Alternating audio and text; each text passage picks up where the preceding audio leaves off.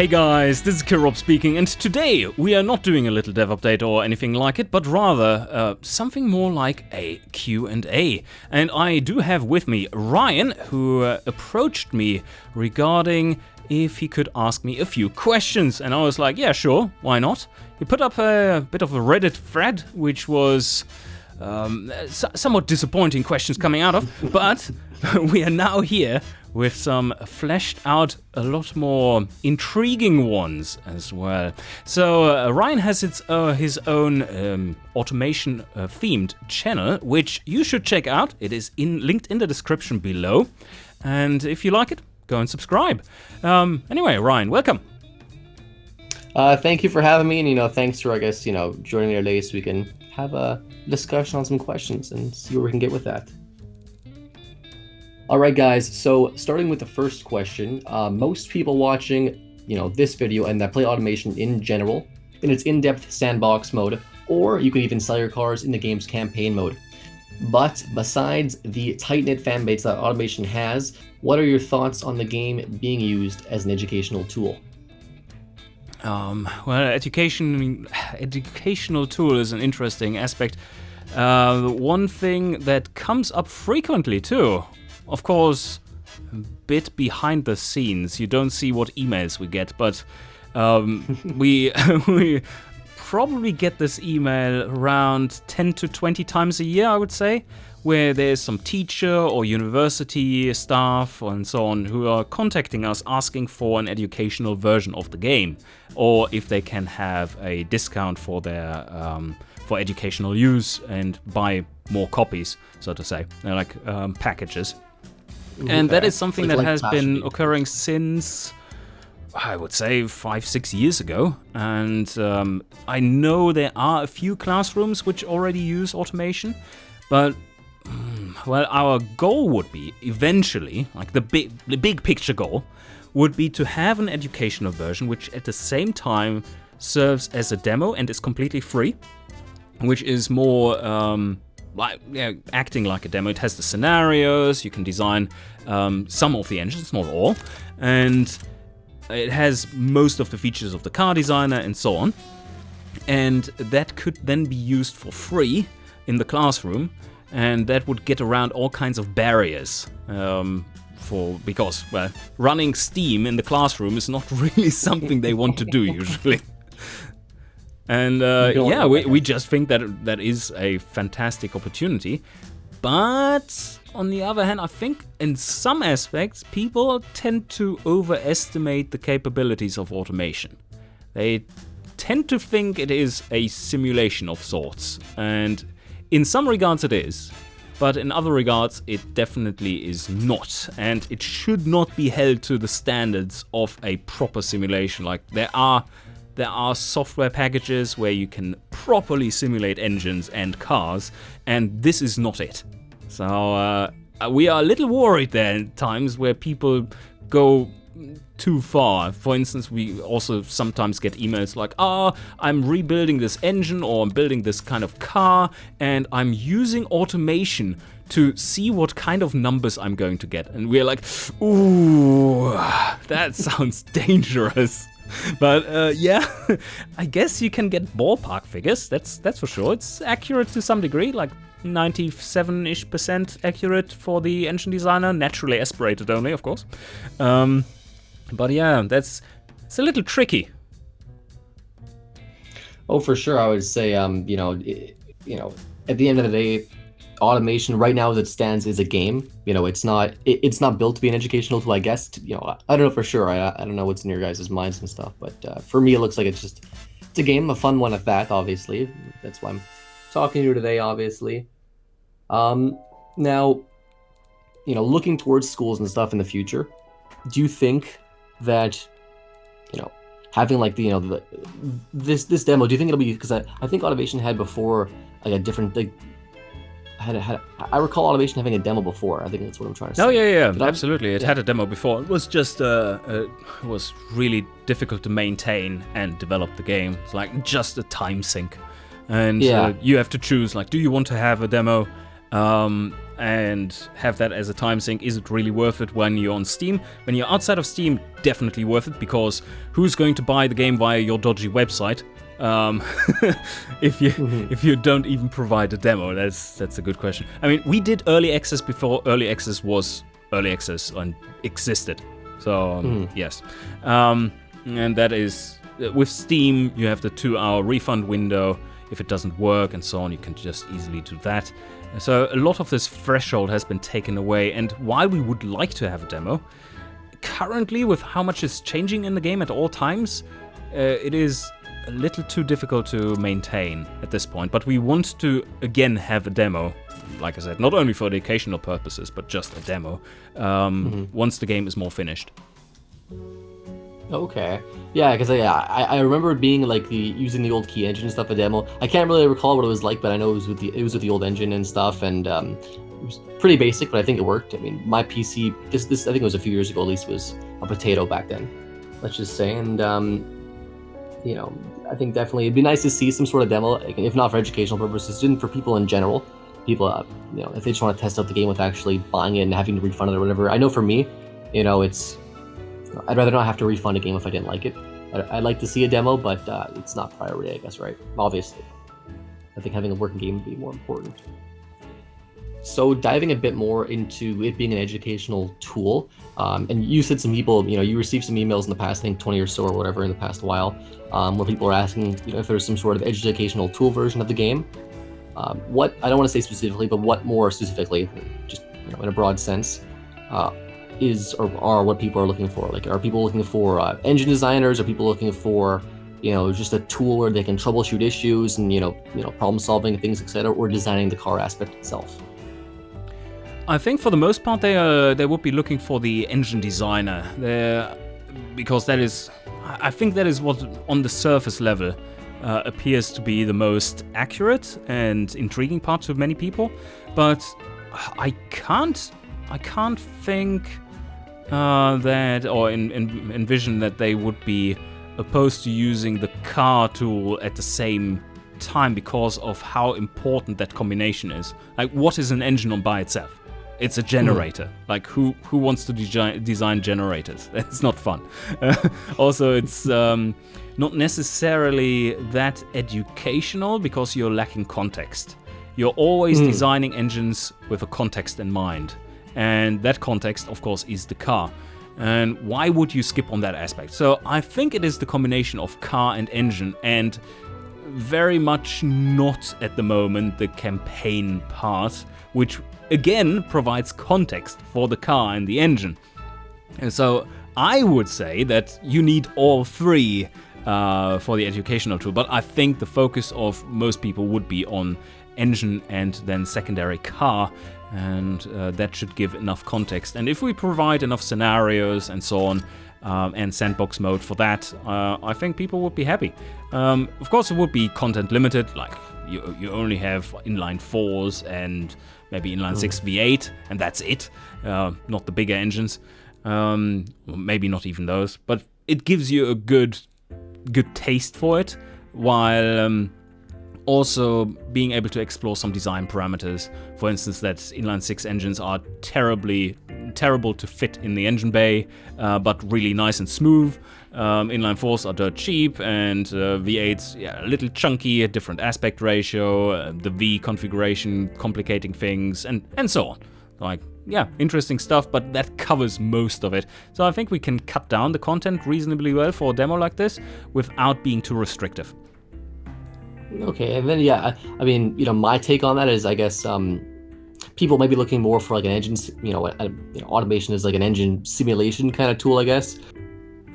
I don't want to presume to know why, but maybe just because it's automation on the surface level looks, I mean, and it runs probably a lot more simply than an actual tool that engineers would probably use to develop engines and stuff, right? Or like, you know, a class learning. It will be completely different, I think that is the case because there are plenty of racing games which have options for switching out parts and like faking progression in the car, and so on. Like, but there is nothing like this for engines, as far as I know. Like, not in this amount of detail, but for cars there is some more.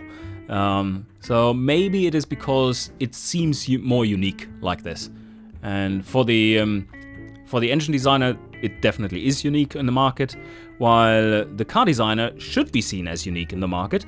But I think the simulation aspects are falling to the wayside a bit more for the car designer than for the engine designer. And that's a little unfortunate, but I think with like I said, the context is king in that instance, and you need to know what car you're designing the engine for, otherwise it's basically useless, unless you want to have a dyno queen. Which, that's not a bad thing, I guess, but Yeah, it's true, but it's very limited. Another important topic for any developer is listening to the game's audience. Fans can share their feedback on games instantly, whether or not it's an email, a comment on a YouTube video, or even a message on Discord. Now, do you think you guys are doing enough to listen to your game's audience, and how do you find a viable balance? That is a really difficult question to answer because it's so nuanced. First of all, let's be blunt and say that there is a good reason for why 99.999% of your player audience are not game designers. And so you have to take whatever they say and want with a grain of salt. That doesn't mean they are wrong. It just means that they might lack a bit of context for what would be good for the game, and what is good for the game also very much depends on what the developer wants for the game. And of course, that's not an answer that people want to hear. I would say for the broad strokes, we are deliberately very bad at listening to people, while in the detail of things, we are quite good at listening to people.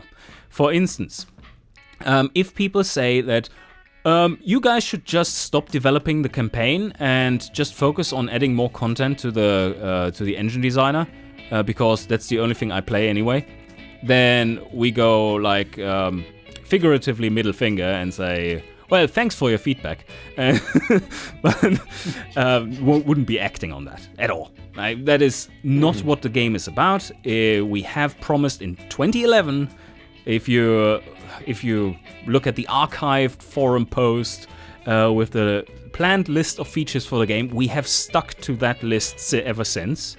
And that's not going to change. It will be a Car Company Tycoon game with all the aspects, where every aspect, like engine, car, and Tycoon game, are equally important.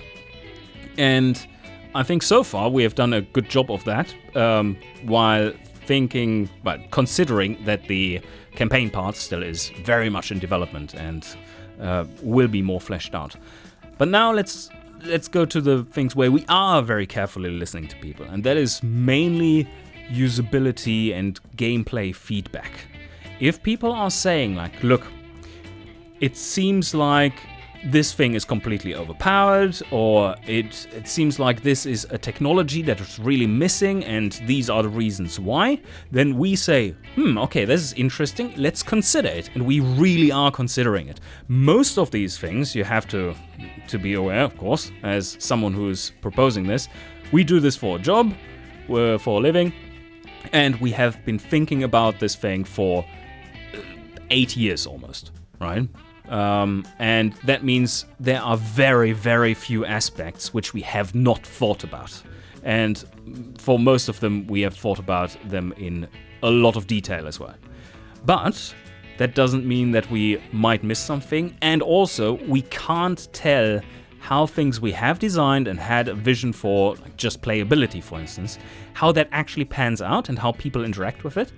And that is very valuable feedback, which we always try to listen to very closely. And we have made a lot of changes that are coming straight from the community. Like, how about you do this thing? Wouldn't it be easier or more convenient to have it laid out like this? And we're like, that is actually a really good thought. Why not implement this in the next patch? And I think overall, it's really quite easy to strike that balance, because all the grand development timeline things and what we value and focus on, that can't be something that the community changes, because it is our vision for the game. They might nudge it ever so slightly, but you can't stray off the path, because then you have a never-ending project. And it already looks like never-ending, but looking at the initial feature set, you will see like, okay, well, they have pretty much kept to it, so it's not really that egregious. It's just taking forever, because it's so complex.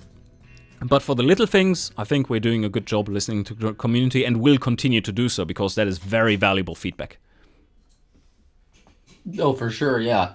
I mean, I would definitely say, you know, that it feels like, to me at least, that the audience has a voice when playing, you know, when playing automation itself and stuff. And you know, automation has their own official Discord server. Again, you can reach, I guess you could probably reach, you know, don't email Killrob personally, obviously, but you can reach automation probably by email, I'm assuming, and etc. So I'm sure there's lots of ways for people to, you know, let you know of what those finer points could be to change. Maybe. Oh, if, absolutely. You know, and we read, and we read the forums and everything, like both the Steam forums, our own forums. I always try to keep up with everything there. So there's no single suggestion that we have just missed, I think. Okay. As far as I know, because those I missed, I don't know about, right? So, yeah. But Discord is a bit of a challenge, because it's just flowing past you, and I can't be there all the time. And so the forums is a pretty sure way to catch attention. And always, if you're making suggestions, and it's not going to you as in Ryan, but rather the listener, whenever you make suggestions, make sure to try to be nuanced and try to explain what it is that makes you suggest that. It's such a common theme that you see people saying they want something, but not why they want something.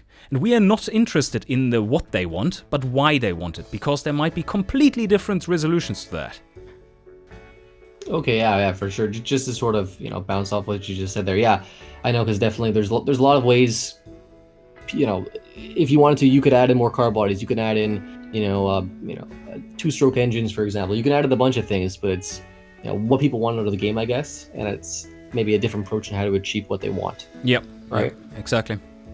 And we always have to double check with what is feasible to implement. Like if you say two-stroke engines, well, okay, yep, a very easy counter, like dismissive counter. It's not meant to be mean. It is slightly mean in when you put it in context like this, but it puts things into perspective. Like if someone says, please add diesels and rotaries and electric engines, hybrids, and two-stroke too. Yeah, sure. Easily can do that. That will be around 2.5 years of development time and $1.2 million, please. Like, okay. So, you're not going to write us a check? No? Okay. You don't provide us with 3 years worth of additional time? Okay, well, I guess they have to wait then, right? Yeah. Hey, but what if they're telling their friends to buy their game with all four of them? Enough people? Yeah. All four friends of them. Yeah. One last thing sort of on this question itself is, I don't want to say like, you know, words like overwhelming and stuff, but do you feel like sometimes it's almost a deafening amount of feedback coming at you guys, or do you guys feel like it's a good amount of feedback, or if it's too much, or like, you know? We are quite blessed with a very mature community, and I'm very happy with what feedback we're getting. There's, like, in context of games development, right? It's probably, I would say, it's more than 20% of the feedback that is actually valuable. And that is an insanely high number if you compare to other games and forums and so on. I think our community is absolutely fantastic in providing feedback, and we neither get too much nor too little. I would have liked to get more feedback on the campaign stuff and less feedback on parts which we already consider more or less done. But naturally, which comes with the territory, is that people tend to provide feedback, the most feedback on things that you consider done, because they are polished enough so that they actually play it. But where feedback would really be appreciated is more on the side of things we're currently working on, but which is so, I know this is basically impossible for people to do, considering the state of its development, so, which they don't, of course, they can't really tell if it's considered done, this aspect, or not, but yeah, that the campaign part is what we would like to have more feedback on. But then, of course, we will hear the same thing over and over again, like there are memes for, everything is a pony car or pony budget or something. Yeah. We know, we know. I mean, we're not blind, right? But sometimes you would also be surprised at what aspects of the game that we have missed entirely, that they are broken and they just need to be mentioned. And we're like, oh, damn, what's going on there? Well, let's fix that real quick. So campaign lacking feedback a bit because there's so few players, I believe, because it's so user unfriendly. It's really not fit for purpose in the grand scheme of things. It's just about playable for people who are hardcore automationeers, and that's about it. But we're going to change this in the near future, so we'll be good. Automation has been in development for quite some time, and back in 2017 the game was basically rebuilt from the ground up using a new engine. Looking back into the past, from today with the knowledge you have now, is there anything that you would change in the game's development, if you could, with today's knowledge? There are certainly many small and large things we would change. It's a tough question though, because it's not like we are regretting doing anything with automation. I think we have had a really good run with, considering the knowledge at the time. And the engine change certainly is necessary because, addressing that point, I think it's a good point to illuminate. Just the engine change. What we could have done is go from key engine light campaign V2 to a light campaign, or call it grand campaign, but it's really just a meh version of that is slightly beefed up in the key engine, and then call the project done. And that would be mostly what we have promised, not 100%, but 90% there. And people would have been like, okay, that wasn't the best game I've ever played, but I guess after 7 years of development, that's kind of fair. It's not going to go anywhere. But what we instead did is to say, all right, in order to provide the high quality campaign and designers and whatnot that we would like to do, we will have to rip out the backbone of the game and basically write it completely from scratch. Not the calculators.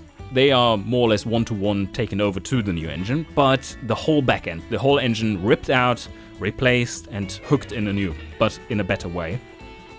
Because automation at that point, before we changed engine, on the old key engine, was a house of cards that was about to collapse. Whenever we changed a little bit here and there, it just produced so many bugs everywhere else. And we were more busy with kind of putting out fires that the small changes caused that would have led to a complete stall in development. And what we got from it is a complete stall in development because we switched engines, but now long term it is much more viable. So that is definitely something that we would not have changed. Back in the day when we started, that's something that so few people seem to know, and people are pointing that out. Why didn't you use a better engine to start out with? Well, hate to break it to you, but in 2011 there weren't that many great engines out there, so we used our own. So, yeah, kind of a bit unfortunate on that point. If you start developing a game now, you have so many great options. But to address your question a bit more general, I think that one thing I would like to have changed, and which definitely is going to change for future projects of ours, is that we should probably have done such that we have the campaign part work to some extent already, have an interface to it, which we can just put in cars to test things out, like a kind of light campaign to have it from the start, which is using pre-made cars that you can't build, so that you can test the campaign separately from the car and engine designer. And that would make it such that the development could have gone a bit more in parallel. On the other hand, that would also mean that, well, we are still only, at that point we were 3 people or 4 people working on the game, so it wouldn't have been much faster, but it would have provided us with more context to start out with. And I think that's quite valuable. Some of the things that are coming out of it are like, yeah, okay, it doesn't really gel that well if you look at the project design and how you put it together with campaign, and how do you even do that, and what parameters do you need, and having a base knowledge of that to start out with, or like when you develop the other parts, I think you can find synergies that make for a better development flow in general. So I think that is something very general, abstracted, that you could say about making development better. For the different parts, I think we have done really well. Like having the development be that modular, that we can start out with an inline 4 engine designer and start selling that as a little tool, which people really liked. That's awesome. I mean, why would we ever want to change that? Of course, if you asked our programmers about what they would want to change, what their past selves did, I think you would get a massive bucket list of things. For good reason. I mean, you always learn, especially with a project that massive. There's so many little things and bigger things that architecturally were just flawed to start with, which is also why we had to switch engine, because that gave us the opportunity to start anew. And I think we did a good thing in doing so. Yeah, many little and big things. I can't really speak to the engineering part of it, as in software engineering part of it, but there would be plenty of things that could have been done better with hindsight. Okay, for sure. And just sort of even to build upon like that, like looking in the past even more, you know, when you guys started out and you know, when you went on to Steam and stuff, and when you guys, you know, released the first version of the game and stuff, is there anything you guys would have changed, or do you think maybe could have been done better or changed, you know, or that you're even happy with, you know, how it went out, I guess, when you actually released the game? Was there any, like, not really necessarily. Well, one thing that is coming to my mind instantly is, well, 2012. It is 2012, April 2012. And we are aiming to have the game done by start of 2014. Like, yeah, that worked out great. Yeah. So Optimism. one thing that I think would have, could have improved upon, could have been a lot better, would be being better at seeing what kind of effort is required to make things work. But that is also more or less impossible. I mean, every new developer does the same thing, and just underestimate how much time things take. And also, I think we could actually have finished the game, not the game, until 2014, but it certainly would not be up to the standards that people are enjoying now, and yeah, that just wouldn't have worked. And we have the core philosophy of quality over speed, so we do want to provide the people with the game they envisioned, and we envisioned, and not something that is, well, we didn't have time, so we just threw it out there.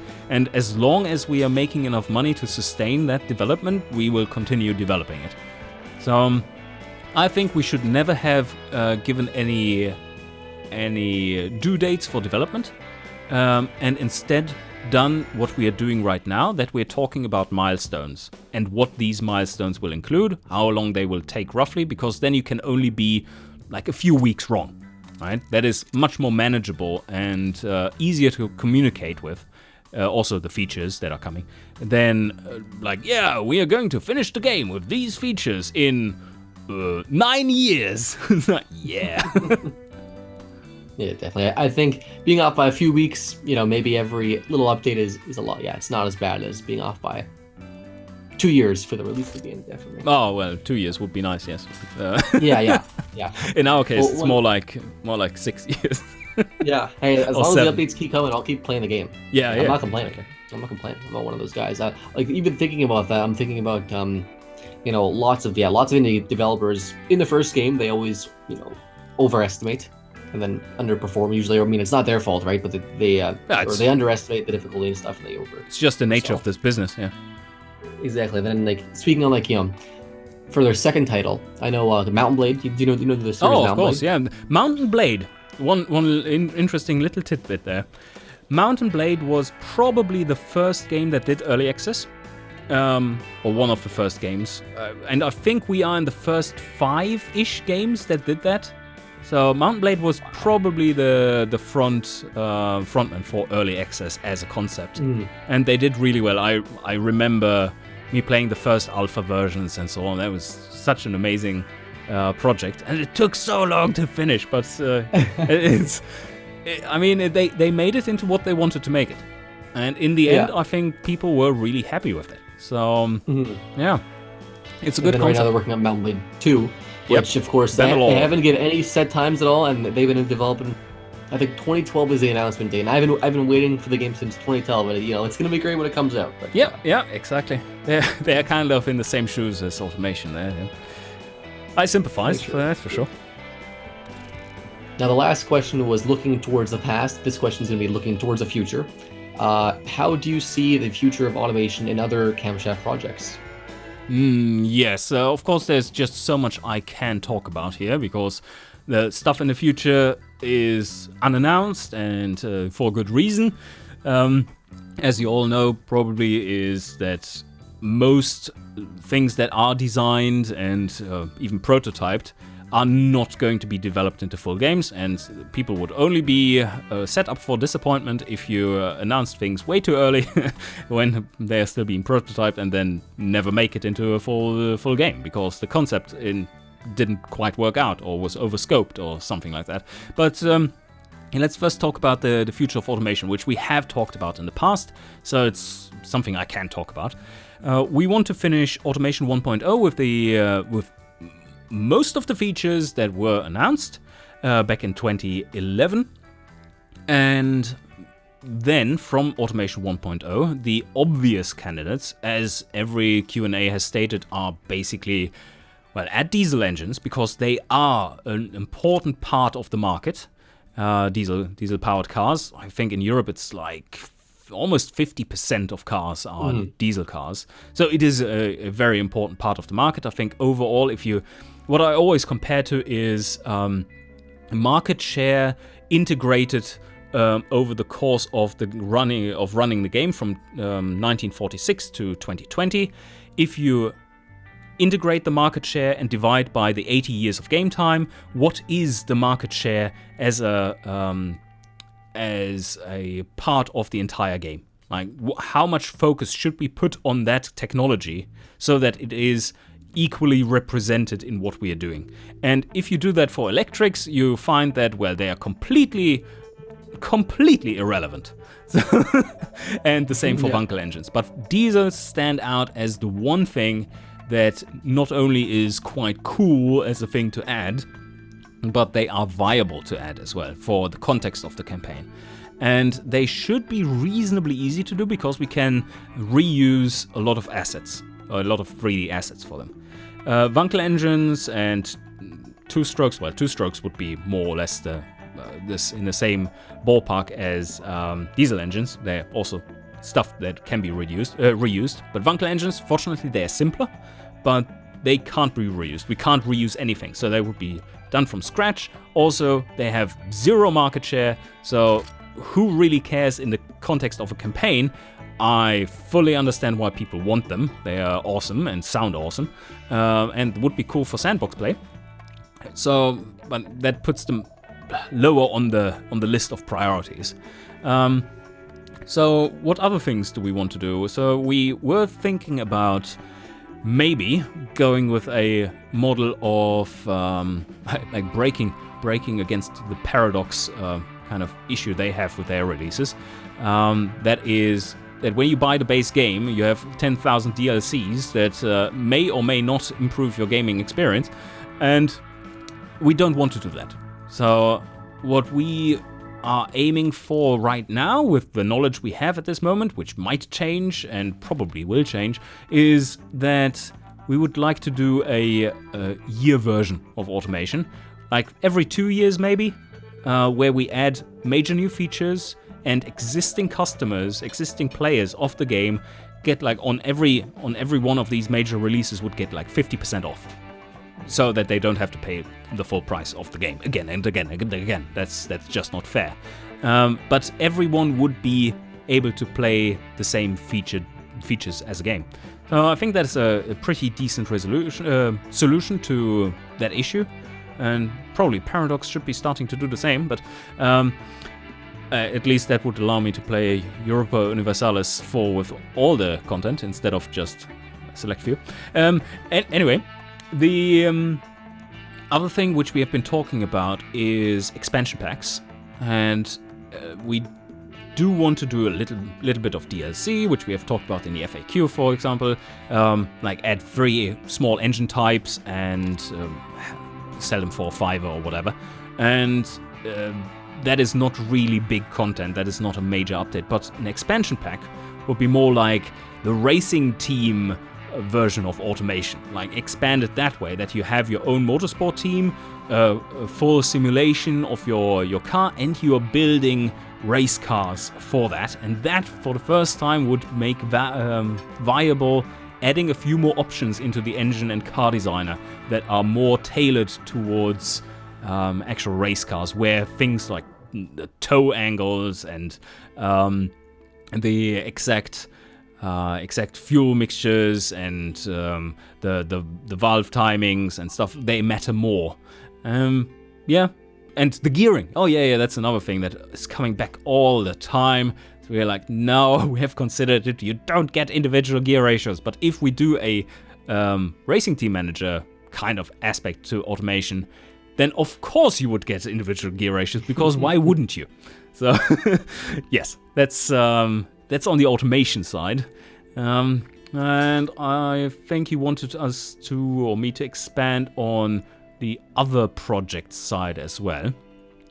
Of course, we don't want to spend the rest of our future lives making automation and content for automation.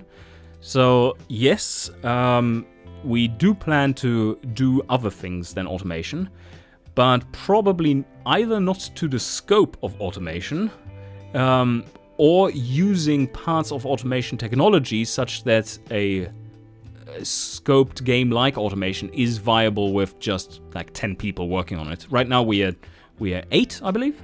Are we 8 people? Yeah, I think so. 8 nowadays working on automation and stuff, and plus some contractors, of course. But yeah, something like a smaller project might be interesting to do while we are also doing content for automation. We are currently, of course, you need to start early. Game development doesn't work like, okay, you work on one title and then you finish it and you release it and then you start thinking about your next title. If you do that, you go bankrupt. That just doesn't work. So you have to think about what your future titles might be way ahead of time, probably like 2 to 2.5 years before the main game you're working on actually finishes. And we have started thinking about these things and prototyping as well.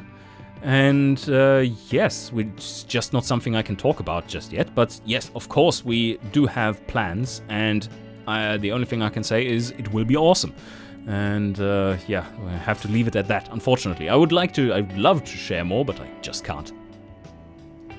Well, I don't doubt it's not going to be awesome. I think it'll be great, because you guys, for what you guys have worked on this game for so long and stuff, and I want to say, putting your heart and soul, all your guys' effort into the game and making, probably one of the better car-related games besides like, an arcade racing game on the market. It's definitely yes, right.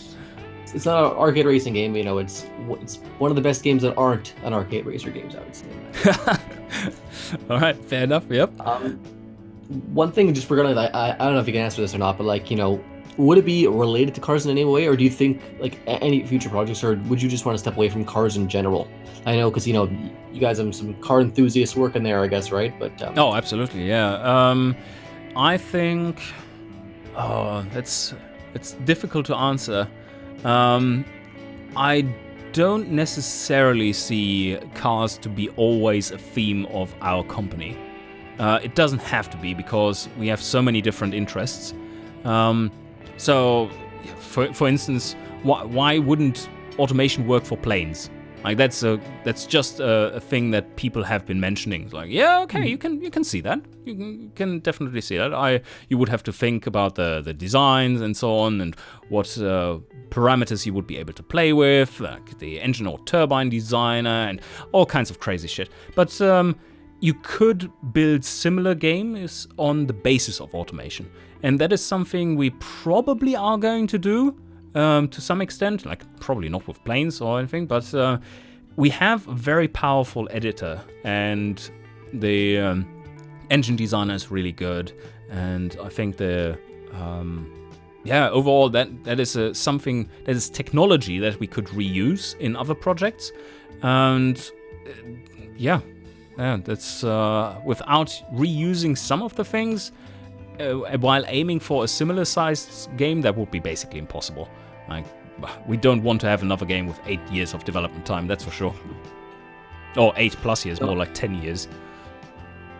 Yeah, no, I definitely imagine another 8-year project. 8 years is longer than a lot of games' development cycles. Not that I would know that game. I've never worked in a game for 8 years, but I imagine that's probably pretty long in terms of a game's development cycle, but for such a large project for a small team, I'd say. Yeah, absolutely. You would. I think we've repeatedly done the comparison. I don't think many people know about that, but the comparison is that automation is, from its scope, the scope of the game, is a project that takes a 30-man team 3 to 4 years to develop, and for the longest time we've been 3 people.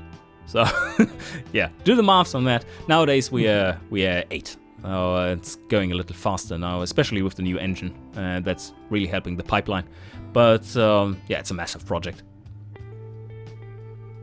I know you personally play a few games on your own YouTube channel. Do you or any of the other members of the automation team play any other games? Do you guys have any interesting hobbies besides working, of course, on automation? That is a question that I mostly only can answer for myself, but I can say that the whole automation team is very active playing games, and a very wide variety of games as well. Mostly, though, probably the more complex games, more strategy-focused games, and role-playing, and so on. More hardcore for sure, as you would expect from someone who is developing automation. It's not known as a casual game directly. And so, yes, games for sure. I personally prefer role-playing games and strategy games, while also as a hobby, on my end, it's mostly the only sport I play right now is golf, which I have become pretty good at. Last year at least. Right now I kind of suck, but I managed to get down to scratch, so 0 handicap on a pretty easy course, I have to say. But so I'm definitely getting there. But yeah, that's something I love to do. And other than that, of course, my YouTube channel is a big hobby. Can't really call that an income with how many, like $60 a month or something you earn. It's like nothing. It's definitely not worth the effort from a monetary standpoint. And then being a newly crowned father, I have also other things on my plate right now. So less gaming, less golf, and more caring for my little daughter. But yes, the other one theme running across the automation crew, of course, is their cars and racing their cars.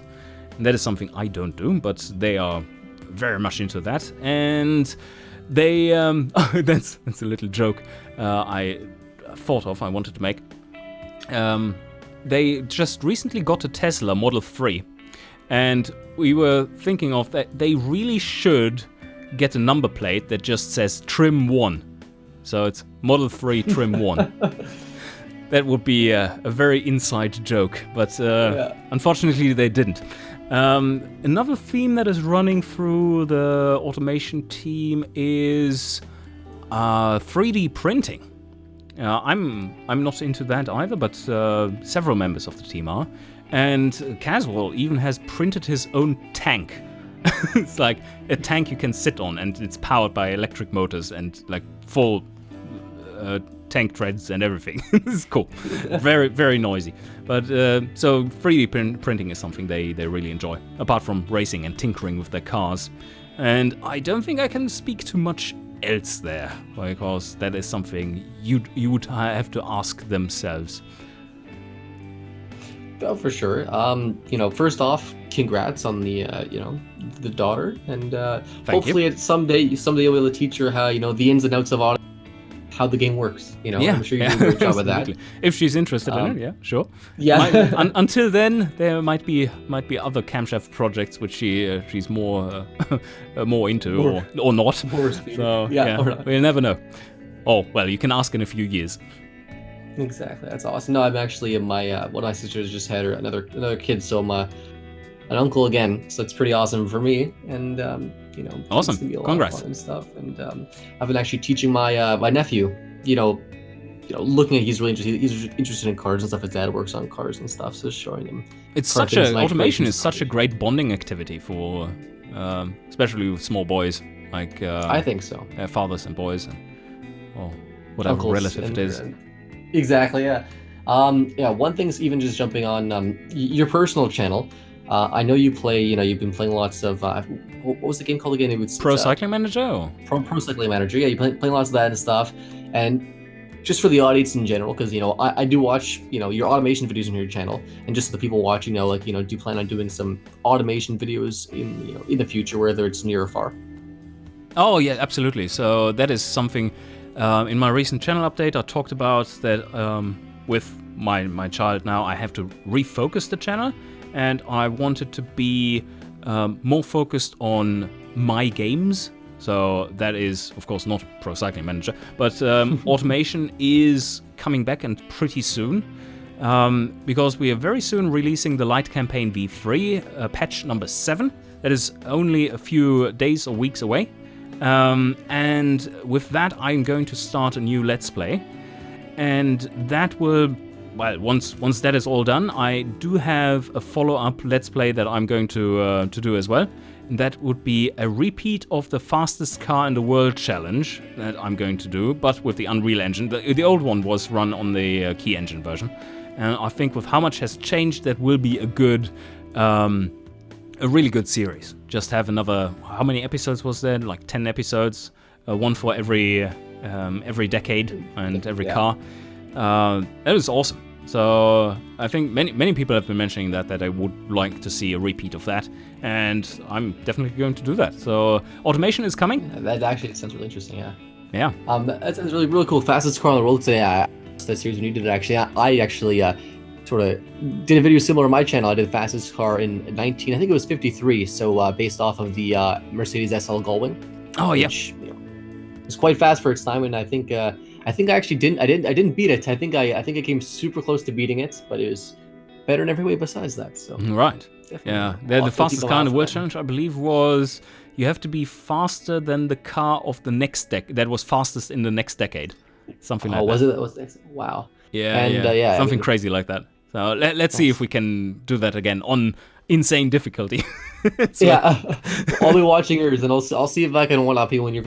No, I'm just kidding. Yeah. It will be fun, if that is even possible. I don't know.